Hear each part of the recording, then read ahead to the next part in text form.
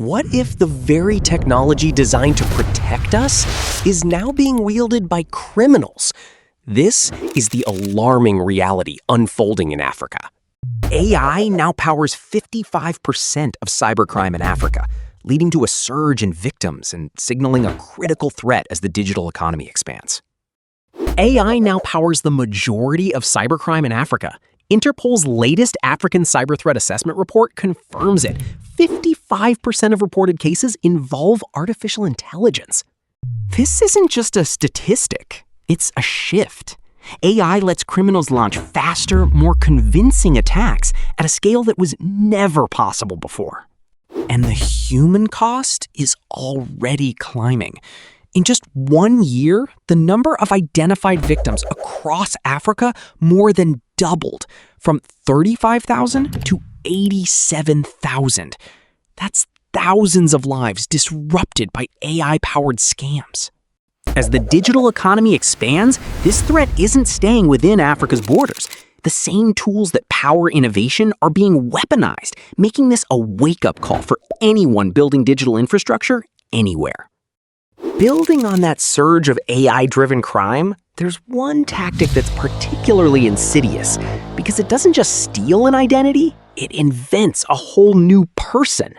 Here's how it works. Criminals start with real personal data, like a national ID number from a data breach or a name and date of birth bought off the dark web.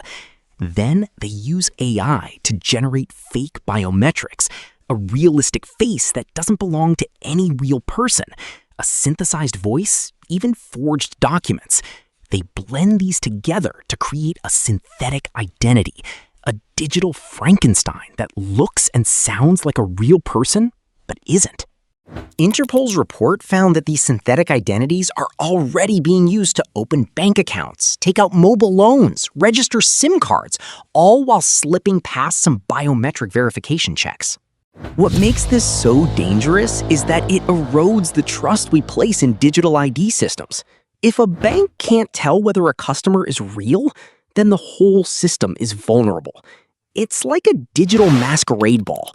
Everyone looks legitimate, but behind the mask, there's nothing real. And when identities can be fabricated at scale, it's not just about losing money. It's about the foundation of digital trust. Picture a map of cybercrime in Africa. It's not a smooth gradient, but a sharp patchwork where certain regions light up like hotspots. The Interpol report bears this out. 72% of surveyed countries reported scam centers, but the highest concentration is squarely in West and Southern Africa. That clustering tells us something important. Cybercrime isn't the same everywhere.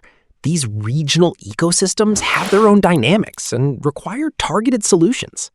For businesses operating in these hotspots, knowing the local threat landscape isn't just smart, it's essential for building defenses that actually work.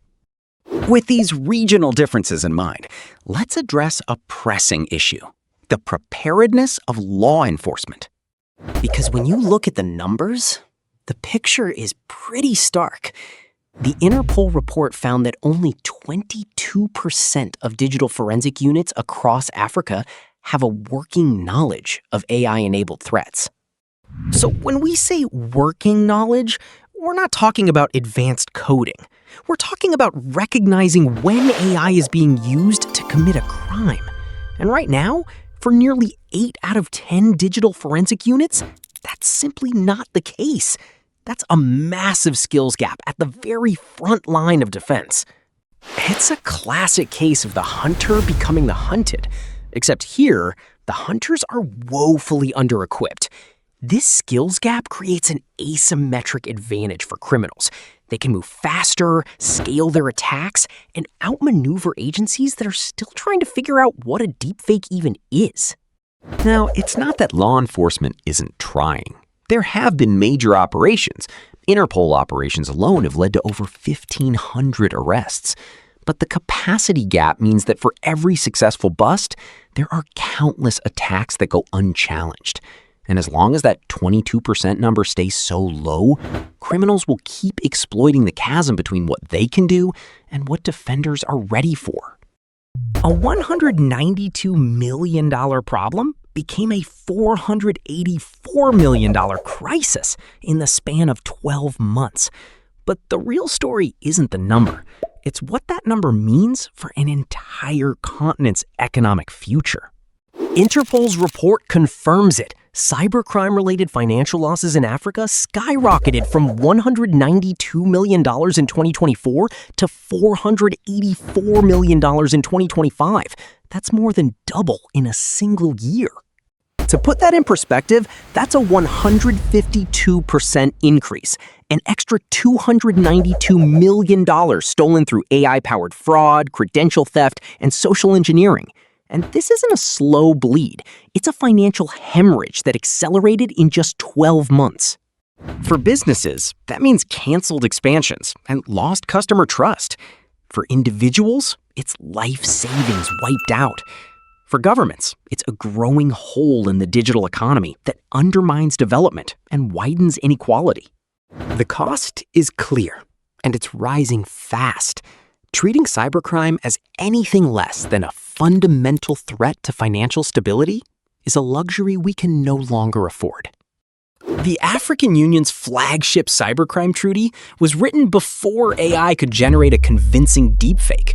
Trying to prosecute today's AI-driven crimes with it is like trying to catch a bullet with a butterfly net.